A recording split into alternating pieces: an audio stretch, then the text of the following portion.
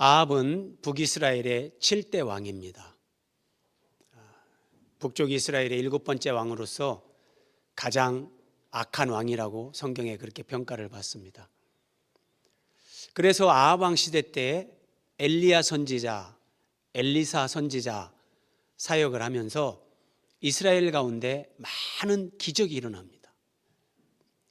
성경에서 많은 기적이 일어나는 것은 사실은 영적으로 그렇게 그 시대가 하나님이 기뻐하는 그런 시대는 아니라는 겁니다.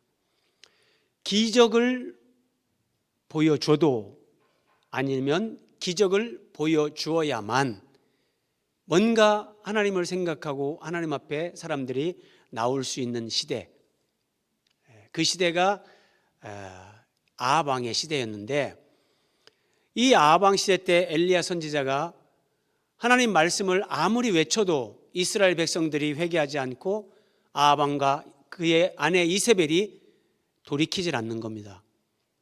그래서 엘리야가 영적 침륜에 빠지는데, 그때 하나님께서 이렇게 말씀하셨습니다.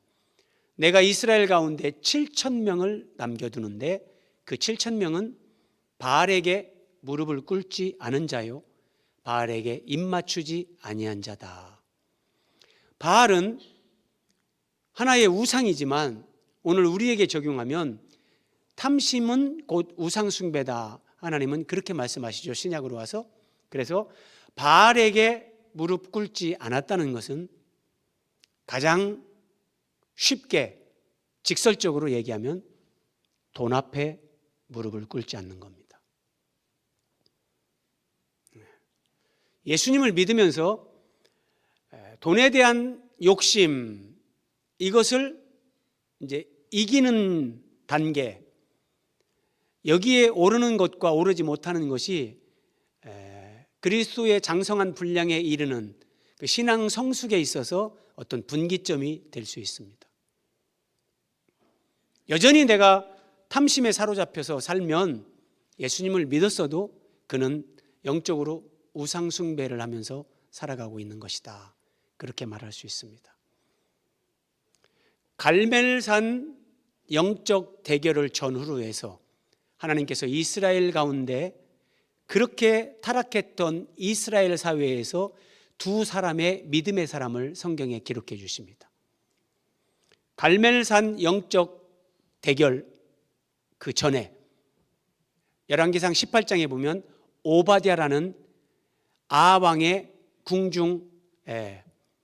궁중에서 일을 하는 사람 오바댜가 기록이 됩니다. 굉장히 경건한 믿음의 사람. 근데 아합 왕을 시중 들고 있습니다. 표면적으로 사람들이 볼 때 저 사람 뭐야? 어떻게 아합 왕 같은 사람 밑에서 일을 하고 있어? 그렇게 손가락질 할 수 있었지만 이 사람은 아합의 왕궁에 하나님이 심어놓은 하나님의 사람입니다. 그리고 오늘 본문에 등장하는 이제 갈멜산 전투 후에 나봇이라는 사람이 있습니다.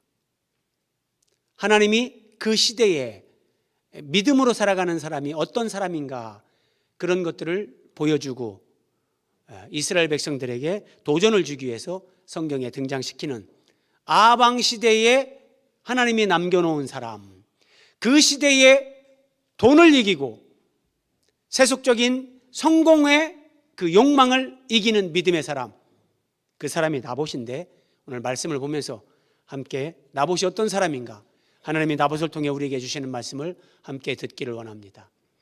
이스라엘 사람 나봇에게 이스라엘에 포도원이 있었다 그럽니다. 이스라엘이란 국가 안에 이스라엘이라는 지역이 있습니다. 자, 여기가 북이스라엘의 수도 사마리아입니다. 사마리아에서 이렇게 북쪽으로 한 38km로 올라가면 여기에 이스라엘이 있습니다. 사마리아에 이스라엘의 왕 아합 왕의 왕궁이 있습니다. 그리고 이스라엘에 아합 왕의 별궁이 또 하나 있습니다. 어마어마하게 화려하게 꾸며진 별궁이 있었는데, 그 이스라엘에 나봇이라는 사람이 살고 있었고 그 나봇에 포도원이 있었다, 성경이 이렇게 말을 합니다. 자, 그리고 1절 하반절을 보겠습니다. 이스라엘에 포도원이 있어 사마리아의 왕 아합의 왕궁에 가깝더니, 아합 왕은 북이스라엘의 왕입니다. 그래서 북이스라엘의 왕 아합, 이렇게 기록하는 것이 상식적이라고 할 수 있습니다. 그런데 오늘 본문은 사마리아의 왕, 이렇게 기록을 합니다. 무심한 것이 아니겠죠? 그럼 어떤 의미가 있는가? 아모스서 8장 14절에 보면 사마리아의 죄된 우상을 두고 맹세하는 사람은 엎드러지고 다시 일어나지 못하리라. 사마리아는 우상 숭배, 하나님의 언약을 버리고 우상 숭배에 빠진 그 도시를 대표하는 그 도시가 사마리아입니다.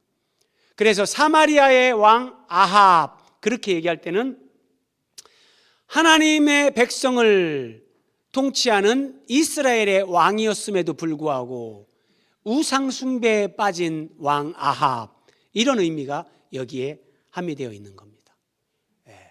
그 사마리아 왕 아합의 왕궁에 가깝게 나봇의 포도원이 있었다. 하루는 아합 왕이 나봇을 불렀습니다. 그리고 나봇에게 말합니다. 네 포도원이 내 왕궁 곁에 가까이 있으니 그 포도원을 내게 달라. 내가 채소밭을 삼고 싶다. 네가 그렇게 하면 대신에 더 아름다운 포도원을 내게 주겠다. 아합 왕이 제안을 합니다. 더 아름다운 포도원을 준다. 규모가 2배, 3배가 클 수도 있고, 누가 봐도 이 포도원이 정말 좋은데 이것을 받았구나, 그렇게 느낄 수 있죠. 그리고 또 이어서 말합니다. 만일 네가 좋게 여기면 그 값을 돈으로 내게 주겠다. 네가 돈으로 받길 원한다면 네 포도원을 값으로 환산해서 네가 부르는 만큼 값을 지불하겠다. 이렇게 왕이 얘기를 했습니다. 그러면 이 말 속에는 시세보다 적어도 2배, 3배 네가 원하는 대로 주겠다, 이런 말이 함의되어 있는 거죠. 그래서 나봇에게 일생일대의 기회가 왔습니다.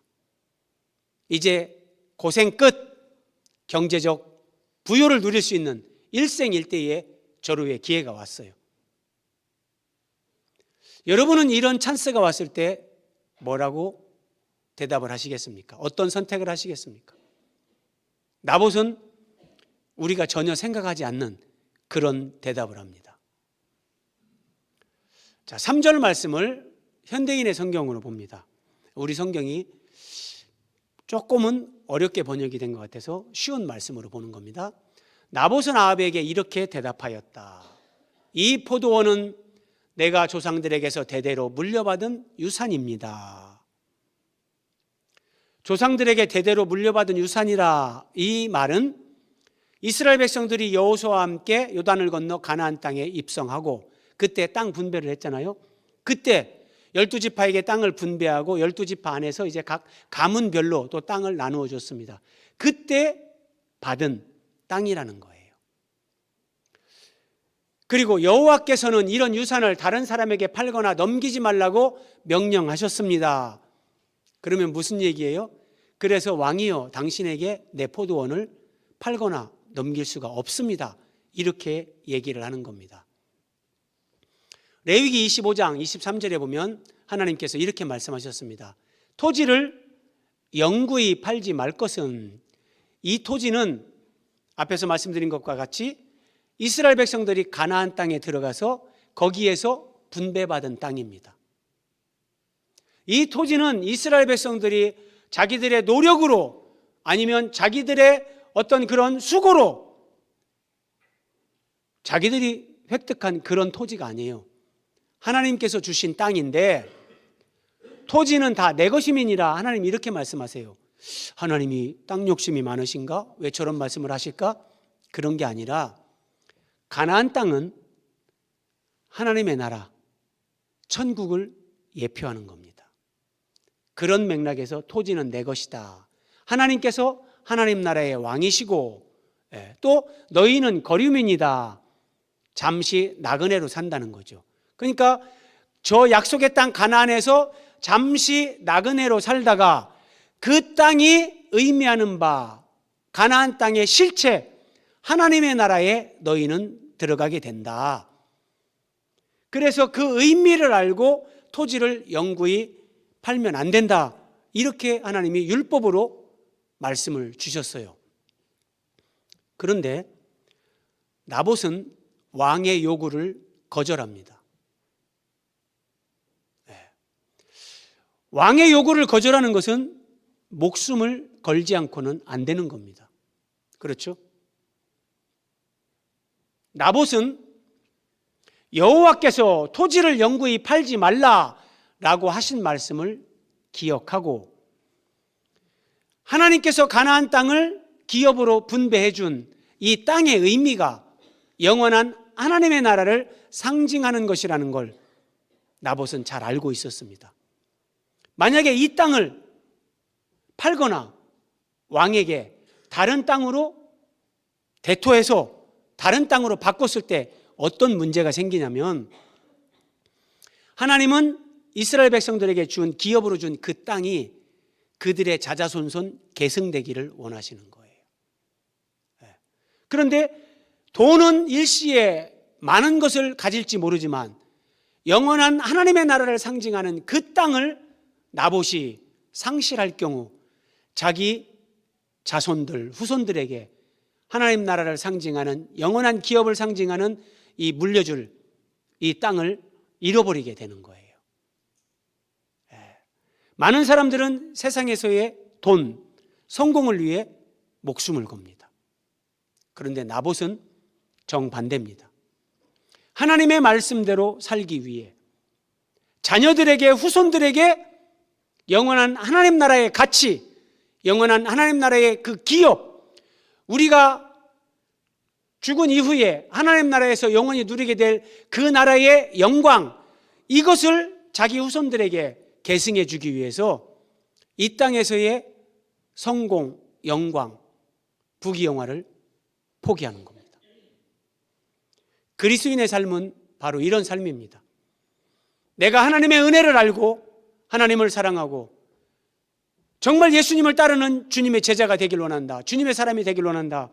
우리가 그런 진실된 마음이 있다면 우리는 나봇처럼 말씀대로 살기 위해 목숨을 걸어야 됩니다. 여러분 생각해 보십시오. 나봇은 아방 시대의 사람입니다. 그 시대 사람들은 북이스라엘 백성 전체가 우상 숭배에 빠졌습니다. 믿는다고 하는 사람들이 전부 다 돈과 세속적인 성공에 무릎 꿇고 바알에게 입 맞추는 그때에 나봇은 그렇게 하지 않은 겁니다. 여러분, 우리는 반드시 죽습니다. 잠깐 살다 가는 겁니다. 그런데 무엇을 위해 살 것인가? 삶의 목적, 표대, 삶의 이유를 알고 사는 사람은 눈에 보이는 세상적인 것, 거기에 휘둘리지 않습니다.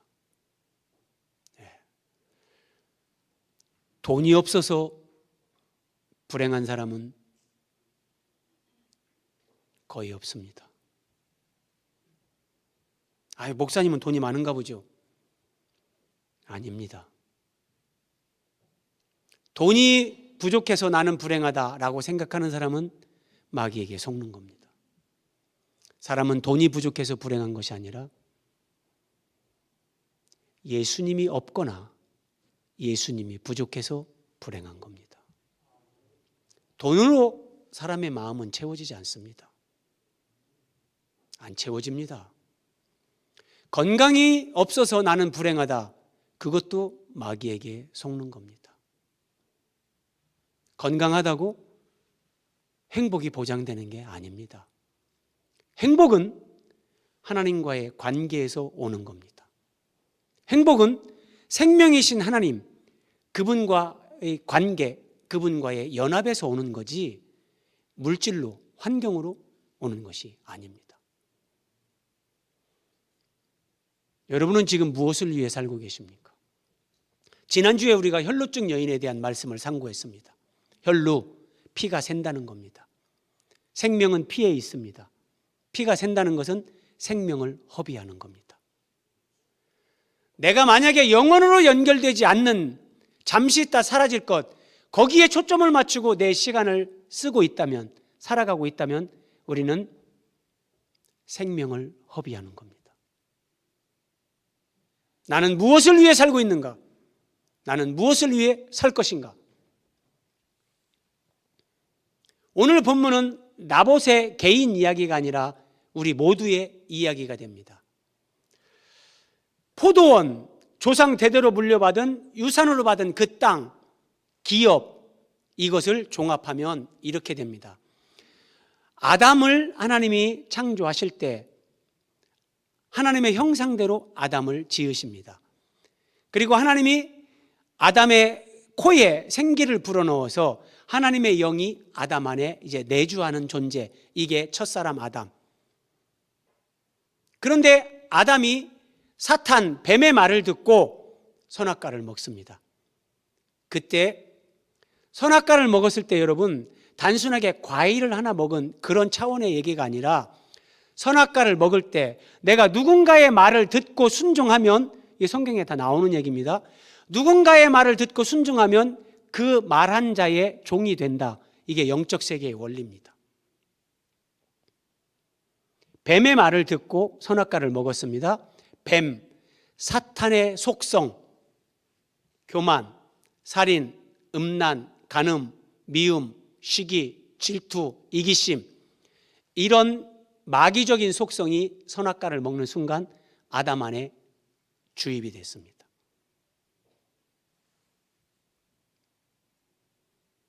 아담 안에 마귀적인 속성이 들어오면서 하나님의 영이 사람과 함께 할 수 없는 상태가 됩니다. 이것이 우리의 인류의 시조인 아담이 하나님의 기업을 상실하는 겁니다. 하나님과의 관계에 단절이 옵니다. 아담은 인생을 살면서 영원을 준비해서 하나님 나라에서 영원히 사는 그런 존재로 창조되었는데 이 모든 걸 다 상실합니다. 그래서 아담의 후손으로 태어나는 모든 인생은 다 이 기업을 상실한 상태로 태어납니다. 하나님과 분리, 단절된 상태로 태어나는 거예요. 그래서 여러분 성경에 보면 기업 물을 자, 이런 표현이 많이 나옵니다. 룻기라든지 구약에 정말 심오한 메시지가 여기에 있는데, 예수님은 기업 물을 자로 이 땅에 오셨습니다.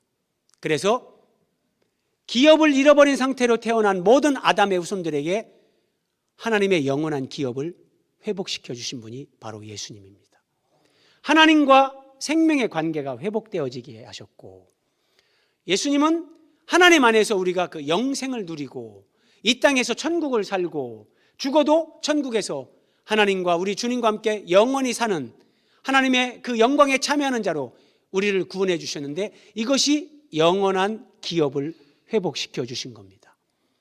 이스라엘 백성들에게 하나님이 주신 가나안 땅, 그 땅을 분배해 주신 것은 이 영원한 기업에 대한 예표, 모형과 그림자입니다.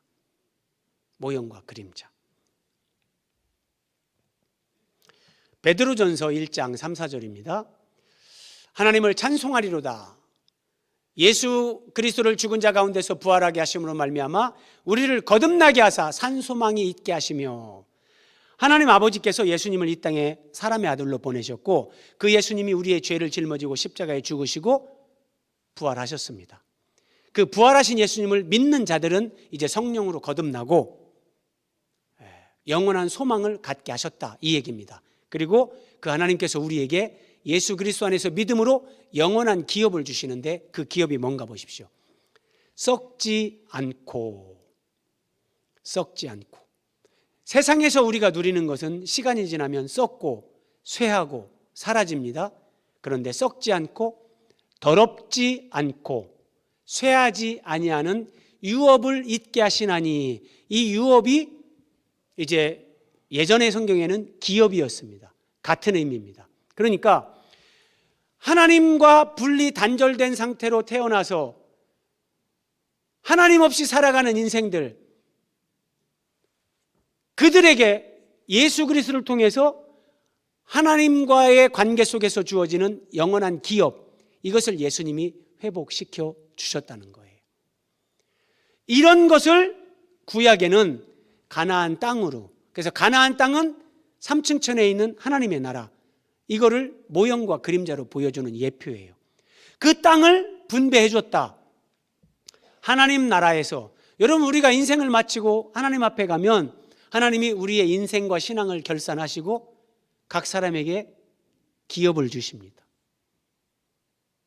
예수 그리스도 안에서 하나님 나라에 참여하는 그 영원한 기업을 주시는 게 있는데, 그 기업과 더불어 상을 주시면서 모두가 다 똑같지 않습니다. 똑같지 않습니다.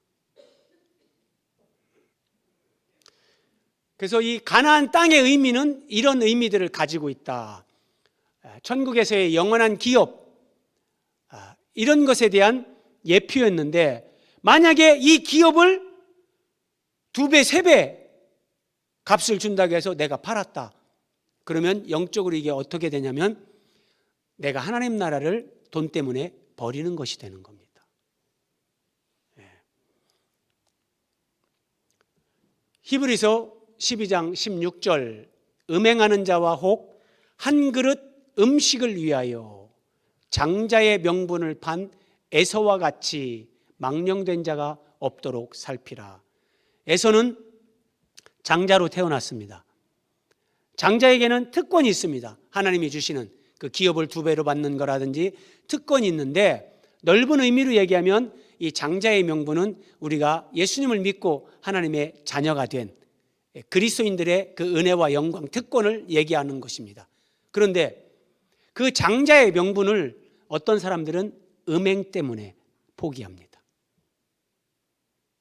어떤 사람은 한 그릇 음식 때문에, 먹고 사는 것 때문에요. 저는 지금도 제가 포기하지 않고 기도하는 사람이 있는데, 정말 힘들고 어렵게 살았었는데 예수님을 만나고 감격하며 자유를 누리며 살았던 사람입니다. 그런데 정말 먹고 사는 것 때문에 예배에서 멀어지고 교회에서 멀어지고, 지금은 정말 하나님 없는 사람처럼 사는 사람을 제가 압니다. 저는 포기하지 않고 기도합니다. 근데 여러분, 정말 우리가 예배로부터 멀어지면 우리는 한순간에 우리도 저런 영적 나락으로 떨어질 수 있습니다. 많은 사람들이 하나님을 믿는다 하는데 때로는 육신의 쾌락 때문에, 때로는 먹고 사는 것 때문에, 돈 때문에 믿는 사람의 그 은혜와 영광을 그 돈 몇 푼에 팔아버리는 망령된 사람들이 있다. 북이스라엘 아합 왕 시대에 대부분의 이스라엘 백성들이 이런 삶을 살았습니다. 이런 삶을. 그런데 나봇은 그렇지 않았다. 자, 4절 보겠습니다. 이스라엘 사람 나봇이 아합에게 대답하여 이르기를 내 조상의 유산을 왕께 줄 수 없다, 이렇게 말한 거예요. 내 조상의 유산, 이게 중요한 겁니다. 그냥 오늘날 우리가 뭐 운영하는 기업이나 가게나 이런 거면은 뭐 2배, 3배 준다면 뭐 그렇게 정리할 수도 있겠죠. 그런데 이스라엘에게 하나님이 주신 저 가나안 땅은 그게 아닌 거예요. 내 조상의 유산, 하나님 나라의 영원한 기업을 상징하는 거예요. 근데 아합이 줄 수 없다 이 말을 듣고 근심하고 답답하여 왕궁으로 돌아와 침상에 누워 얼굴을 돌리고 식사를 안 했다 그럽니다. 아합 왕이 왜 이랬을까? 아합 왕도 레위기 25장에 나오는 하나님의 말씀을 머리로 알고 있습니다. 만약에 하나님의 말씀을 아합이 알지 못했다면 근심하고 답답해하고 이렇게 안 합니다. 어차피 아합은 악한 왕인데 이 왕이 자기 권력으로 포도원을 뺏을 수도 있는 거죠. 그런데 근심하고 답답해서 먹지도 않았다. 하나님의 말씀을 알고 있는 거예요. 그러니 물리적으로 뺏을 수도 없는 거예요. 그러면서 누워서 식사도 하지 않는 거예요. 머리로는 아는데 실제 믿는 믿음과 삶이 없어요. 아합은 이스라엘의 왕이었는데 그의 인격은 성인 아이. 여러분, 앞에서 잠깐 언급한 것처럼 사람이 행복할 수 있는 거, 불행하게 되는 거. 자, 육체는 성장을 다해서 성인이 됐습니다. 그런데 그 사람 육체 안에 있는 영혼은 각기 다 다릅니다. 어른이고 때로는 할아버지 할머니가 됐음에도 불구하고 그의 속사람은 젖먹이 아니면 걸음마를 받으시 하는 그런 상태에 있는 사람들이 적지 않습니다.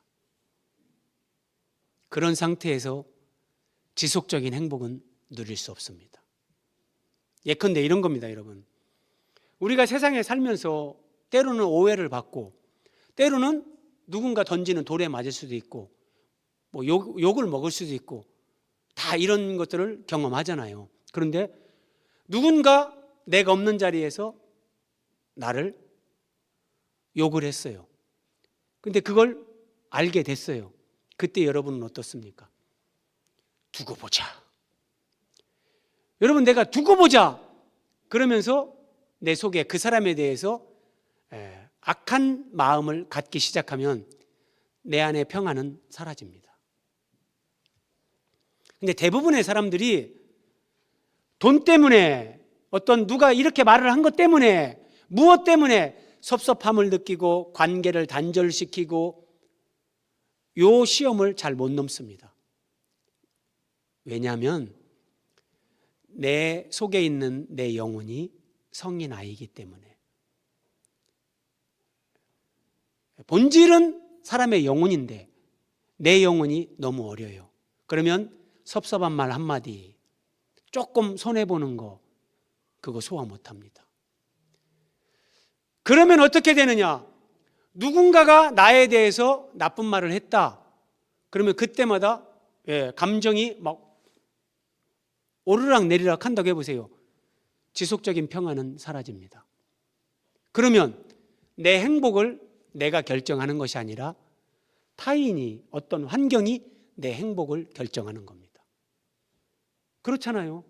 누군가가 나를 비난하는 말을 했다. 그때마다 내가 막 분노하고 흥분하고 내가 평안을, 행복을 상실한다면 내가 행복을 내가 결정하는 것이 아니라 타인이 내 행복을 좌지우지하는 거예요. 우리가 영적으로 어리면 여기에서 벗어나질 못하는 거예요. 그래서 여러분, 기독교 신앙은 참 놀랍습니다. 위대한 겁니다. 그냥 인간 존재, 나라는 존재, 그릇, 인격, 생명, 이 존재를 키워가는 거예요.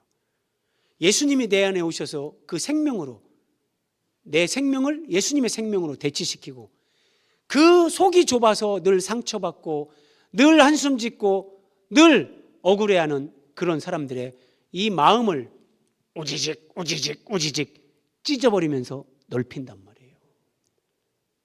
이게 하나님이 주시는 진정한 축복이에요. 그래서 여러분, 아합은 머리로 알았어요. 이거 뭐 레위기에 토지는 영구히 팔지 말라. 그래서 아합이 하는 말 내가 이해는 하겠는데, 그런데 내가 이 포도는 갖고 싶다는 거예요. 하나님 말씀과 내 욕구가 충돌하는 거예요. 이럴 때 우리는 하나님의 말씀과 기도로 내 욕망을 다스려야 되는 거예요. 여러분, 왜 말씀을 듣고 왜 성경을 묵상하고 왜 필사를 하고 왜 성경 공부를 합니까? 그렇게 살기 위해서 하는 겁니다. 왜 기도를 합니까? 내가 하나님 뜻대로 살지 못하기 때문에 하나님 뜻대로 살려고 기도하는 겁니다. 이런 말씀과 기도, 그래서 신앙생활의 기초가 되는 거죠. 누워서 밥도 먹지 않고 어리광 부리는 한나라의 왕 아합, 그의 아내 왕후 이세벨이 그걸 본 겁니다. 왕의 마음에 무엇을 근심하여 식사를 안 합니까? 왕이여 말씀해 보십시오. 왕이 말합니다. 내가 나봇이란 사람에게 포도원을 돈으로 바꾸든지 아니면 더 좋은 거 크고 넓은 포도원을 대신 바꿔주겠다. 내가 이렇게 얘기했는데 그가 포도원을 주지 않겠다고 나한테 말했습니다. 그래서 내가 정말 기분 안 좋습니다. 자기 아내한테 이렇게 말을 한 거예요. 근데 여러분 여기서 한번 비교해 보자고요. 3절에 나봇이 아합 왕에게 왜 포도원을 팔지 않는지 한 말입니다. 나봇이 아합에게 말하되 내 조상의 유산을 왕에게 주기를 여호와께서 금하실지로다. 하나님이 금하셨다는 거예요. 단순하게 내 포도원이 아니라 내 조상의 유산입니다. 조상 대대로 물려받은 하나님 나라, 영원한 하나님 나라를 상징하는 이 땅, 그러니까 조상 대대로 물려받은 거기 때문에 내 후손들에게도 이것을 물려줘야 되는 거예요. 그래서 나봇은 이 포도원을 팔지 않은 겁니다. 돈을 아무리 많이 준다고 해도. 여러분 생각해 보십시오.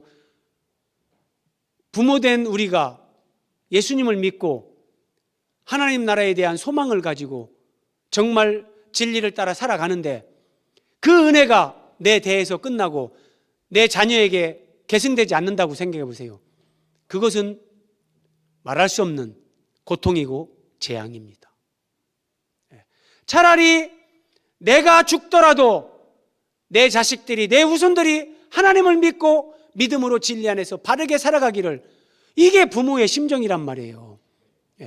나봇은 이런 마음으로 영원한 하나님 나라의 기업을 상징하는 포도원을 왕에게 넘기지 않은 거예요. 근데 거꾸로 그거를 돈 몇 푼 더 받고 넘긴다는 것은 음식을 위해, 돈을 위해 장자의 명분을 파는 에서와 같이 그런 삶을 사는 거란 말입니다. 자, 6절과 3절을 한번 비교해 보십시오. 분명히 나봇은 내 조상의 유산이기 때문에 왕에게 팔 수가 없습니다. 그리고 이것은 여호와께서 율법으로 금한 것입니다. 두 가지를 얘기했습니다. 근데 아합이 왕후 이세벨에게 하는 말을 보면 뭐 이런 내용이 없습니다. 그가 포도원을 나한테 안 준다고 했어? 요 얘기만 합니다. 조상의 유산이기 때문에, 여호와께서 금하신 거기 때문에 이런 내용이 없습니다. 그런 말을 듣지만 아합에게는 이런 것에 대한 들을 만한 귀가 없는 겁니다. 그래서 여러분, 하나님 말씀을 들을 때 하나님 말씀이 깨달아지는 것, 그 말씀이 내 마음에 은혜로 다가오는 것, 그것이 하나님이 우리에게 주시는 놀라운 축복인 것입니다. 이세벨이 말을 합니다. 일어나 식사를 하십시오. 마음을 즐겁게 하십시오. 내가 그럽니다. 무서운 말입니다. 내가 나봇의 포도원을 왕께 드리리이다. 세상에 권력을 가진 사람들, 재물을 많이 가진 사람들은 이렇게 쉽게 얘기하죠. 내가. 그런데 하나님을 믿는 사람들은 이런 말을 할 수 없고 조심해야 됩니다. 내가. 하나님의 영원한 기업과 연결되는 것을 내가 결정하겠다 그런 거예요. 나봇의 포도원을 왕께 드리겠습니다. 그러면서 편지를 씁니다. 이스라엘 성읍에, 나봇이 살고 있는 이스라엘 성읍의 장로들, 귀족들에게 편지를 이세벨이 써가지고 왕의 인을 쳐서 봉인해서 보냈습니다. 그 내용은 이렇습니다. 그 장로들에게 불량자 두 사람을 재판 장소에 앉혀라. 그리고 그 불량자들이 거짓 증거하게 하라. 거짓 증언을 하는데 그 내용이 뭐냐? 이 나봇이 하나님과 왕을 저주하였다고 거짓 증언하게 하라. 하나님을 저주하거나 이러면은 율법에 의해서 죽일 수 있습니다. 거짓 증인을 세우고 그 거짓 증거를 통해서 나봇을 죽이라 그러는 거예요. 결국 나봇을 죽이고 그 포도원을 이세벨이 취해서 자기 남편에게 줍니다. 자, 이 말씀을 보면서 저는 예수님이 오버랩이 됐습니다. 대제사장들과 온 공회가 예수를 죽이려고 거짓 증거를 찾습니다. 뭐 예수님에게 어떤 흠이 없으니까 거짓 증거 아니고는 안 되죠. 거짓 증거를 찾는 거예요. 자, 두 사람이 와서, 자, 불량자 두 사람이 와서 예수님을 이제 거짓 증거를 가지고 이제 예수님을 치는데, 그들이 하는 얘기는 이겁니다. 이 나사렛 예수가요, 저 성전을 헐면 자기가 사흘 동안에 다시 지을 수 있다고 얘기했습니다. 예수님이 이런 말씀을 하시긴 하셨는데 그 의미가 다른 거예요. 예수님은 헤롯이 짓는 저 헤롯 성전, 건물 성전을 실제로 내가 허물고 3일 만에 지을 수 있다, 이렇게 말씀하신 것이 아니라 성전된 예수님의 자기 육체, 예수님의 육체가 십자가에서 이제 죽임 당하면 3일 만에 살아나면서 건물 성전이 아니라 예수 그리스도를 모퉁이 돌로 해서 구원받은 자들이 연결되어서 세워지는 참된 성전, 우주적인 성전, 이 성전을 내가 지을 것이다. 3일 뒤에 부활하시기 때문에 이렇게 얘기하셨는데, 이 거짓 증인들은 이런 말씀을 꿈에도 이해하지 못하는 거예요. 이런 거짓 증인들의 증언을 듣고 예수님이 니들이 나중에 인자가 하나님 보좌 우편에 선 것도 보게 될 거다, 이렇게 말씀하셨어요. 그랬더니 대제사장이 충격을 받으면서 신성모독하는 말을 하였으니 어찌 더 증인을 요구하리요. 죽여도 할 말 없다, 이렇게 얘기하는 거예요. 그러니까 신성모독하는 말을 했다, 하나님을 저주했다, 같은 의미입니다.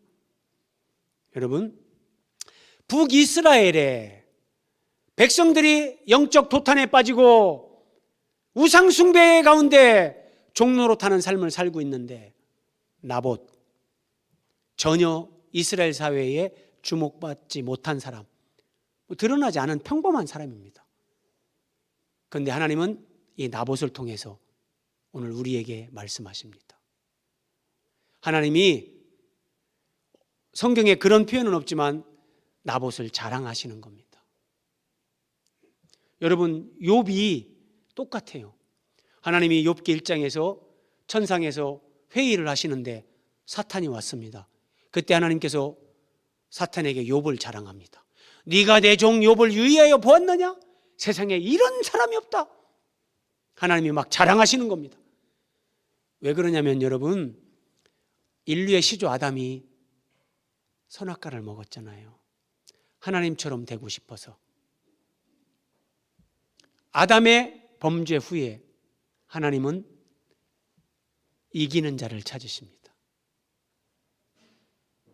어떤 이단들은 자기들 교주가 이기는 자라고 그렇게 개인을 우상시하지만 요한계시록에서 이기는 자라고 할 때 그건 단수가 아닙니다.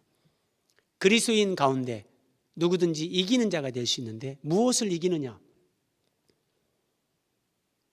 죄를 이기고 욕심을 이기고 이 세상의 가치 기준을 이기고 자기 자신을 이기고 사탄을 이기는 겁니다. 이렇게 돼야 정말 하나님이 영광 받는 그런 사람이 될 수 있습니다. 하나님은 욥을 자랑하신 것처럼 오늘 우리에게 나봇을 통해서 말씀하십니다. 너희들이 이 세상이 아무리 타락하고 악해져도 그 세상 가운데 너희들이 나의 자랑이 되기를 내가 원한다. 나봇처럼 시세 몇 배로 주겠습니다. 아닙니다.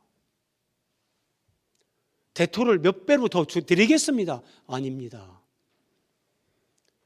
하나님 나라를 상징하는 그 포도원, 조상 대대로 물려받은 그 신앙유산, 하나님을 섬기고 예배하고 기도하고 하나님 말씀 따라 살아가는 그 신앙유산, 이것을 내 후손들에게 계승시키는 거, 나는 이것보다 어떤 것도 내 삶에 더한 가치는 없습니다. 여러분, 우리가 이 고백으로 이 삶을 살 때 하나님이 우리를 자랑하시고 기뻐하시는 겁니다. 그렇게 살지 않는 세대들을 향해서 저 사람 봐라, 너 저 사람 봐라, 저렇게 살고 있지 않냐? 너도 그렇게 살면 좋겠다. 하나님이 그렇게 말씀하시는 겁니다. 나봇은 아방 시대에 하나님이 남겨놓은 남은 자입니다. 그리스도인은 그 시대에 다 남은 자입니다. 그 시대에 남은 자라는 것은 그 시대에 시대적 사명이 있는 겁니다. 여러분, 일제강점기 때 6.25 전쟁 직후에 그때 사명은 죽으면 죽으리다. 목숨을 걸고 살아야 됩니다. 그런데 오늘 우리가 살아가는 이 시대는 피 흘려 죽는 그런 순교는 없습니다. 우리 사회에서는요. 그런데 피 흘려 죽는 적색 순교보다 어떻게 보면 더 어려운 삶으로 순교하는 백색 순교가 있습니다. 이 순교는 오늘 나보처럼 돈 앞에 무릎 꿇지 않는 겁니다. 세속적인 성공을 위해 바알에게 입맞추는 게 아닙니다. 오직 하나님 말씀대로 영원한 하나님 나라를 소망하면서 그 믿음과 소망과 사랑으로 살아가면서 내가 섬기는 하나님을 향한 이 신앙이 내 후손들에게 계승되기를 소원하는 사람. 이 삶을 사는 자들이 그 시대의 시대적 사명을 감당하는 사람들입니다. 여러분, 조금 부담스러울 수 있지만 저는 감히 이렇게 말씀드립니다. 열심히 일을 해서 돈을 많이 버는 건 아름다운 겁니다. 정말 귀한 거고 박수를 받을 만한 겁니다. 그러나 열심히 일을 해서 내가 돈을 많이 모으는 것이 내 삶의 목적이 된다면 그것도 마귀에게 속는 겁니다. 돈 때문에 우리의 신앙, 우리의 행복이 좌지우지 되게끔 여러분 그런 걸 용납하지 마십시오. 하나님 말씀으로 굳게 서십시오. 돈과 세상적 가치 앞에 무릎을 꿇지 않는 사람, 이들이 예수 그리스도의 십자가에 참여하고 부활에 참여해서 십자가와 부활을 삶으로 살아내는 사람입니다. 네. 나봇은 결국 죽임을 당했습니다. 그러나 이 남은 자의 삶, 시대적 사명을 감당하고 죽은 나봇의 삶은 이 성경을 읽는 모든 독자들에게 엄청난 울림이 됩니다. 정말 그렇구나. 오늘 마지막 화면 보겠습니다. 히브리서 11장 14절. 아벨은 가인에게 죽임을 당했습니다. 최초의 순교자가 아벨입니다. 그런데 그가 죽었으나 그 믿음으로써 지금도 말하느니라. 죽었지만 오고 오는 세대에 영적으로 살아서 말하는 사람. 그는 죽었지만 오고 오는 시대에 하나님의 메시지가 되는 사람. 그가 진짜 살아있는 사람입니다. 그런데 향락을 좋아하는 자는 살았으나 죽었느니라. 생물학적으로 살아있어도 쾌락을 따라 산다면 그는 이미 죽은 거라고 성경은 말합니다. 자, 예수님을 믿되 오늘 마지막 말씀입니다. 사대교회 교인들, 예수님께서 이렇게 말씀하십니다. 사대교회 교인들아, 네 행위를 내가 안다. 그들은 삶을 살아내지 못했습니다. 그리스도인으로 구원을 경험했습니다. 그런데 행위로 나봇과 같은 삶으로 승리하는 삶, 이기는 삶을 살지 못했습니다. 그래서 네가 살았다는 이름은 가졌으나 죽은 자로다. 네가 예수 믿고 구원받았다고 네가 스스로 그렇게 얘기는 하지만 너는 죽은 자다. 사대교회를 향해서 주님이 이렇게 말씀하십니다. 그가 죽었으나 그 믿음으로 말하느니라. 지금도요. 하나님 앞에서, 우리 자녀들 앞에서, 내가 만나는 사람들 앞에서 내 삶이 메시지가 되는 겁니다. 부모가 돈 하나님보다 예배보다 돈의 가치를 두고 살면 그것이 자식에게 메시지로 주입이 됩니다. 아, 돈이 하나님보다 더 소중하구나. 삶이 메시지가 되는 겁니다. 네, 거꾸로 돈 앞에, 세속적인 성공 앞에 내가 무릎 꿇지 않고 언제나 하나님 말씀, 우리 주 예수 그리스도, 영원한 가치, 진리, 이것을 따라 사는 삶을 살 때 우리의 삶은 자녀들에게, 나를 아는 모든 사람들에게 하나님의 메시지가 되는 겁니다. 하나님은 우리가 이렇게 하나님의 메시지가 되는 사람들, 그 시대의 시대적 사명을 감당하며 하나님의 자랑이 되는 사람들, 우리가 그런 사람들이 되기를 하나님은 우리에게 기대하십니다. 우리는 부족하고 연약해서 내 힘으로, 내 능력으로 그런 삶을 살 수 없지만, 그러기에 주님을 더 의지하고 오직 말씀과 기도로 이 삶을 살기를 소원하면 하나님이 은혜 베푸셔서 이 삶을 살 수 있도록 우리를 그렇게 이끌어 주십니다. 이 은혜가 저와 여러분에게 영원토록 함께 하시기를 우리 주 예수 그리스도의 이름으로 축복합니다.